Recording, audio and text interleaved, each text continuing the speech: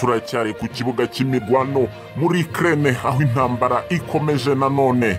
Muri aka kanya kandi turababwira yuko Minisitiri w'Ingabo wa Ukraine Oleksiy Reznikov yavuze ko biteguye kwisubiza intara ya Crimea bambuwe n'Uburusiya mu mwaka wa 2014 ndetse bakisubiza ibice bya Donbas bakomeje gutakaza. Oleksiy Reznikov yabwiye CNN ko iyo ntara bazayisubiza babikesheje ubufasha bazahabwa n'ibihugu birimo Leta Zunze Ubumwe za Amerika.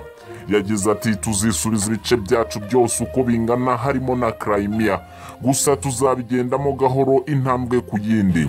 Yavuze ko icyambere bagiye gukora ari ugushyira ibintu ku murongo ku buryo bahangana bemye n'Uburusiya badatakaje byinshi.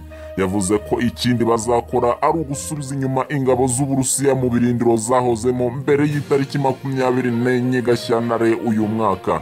Icya gatatu ngo ni ukuganira n'abaterankunga uburyo bashobora kwisubiza intara ya Crimea batakaje mu 2014. Amakuru mashya TV.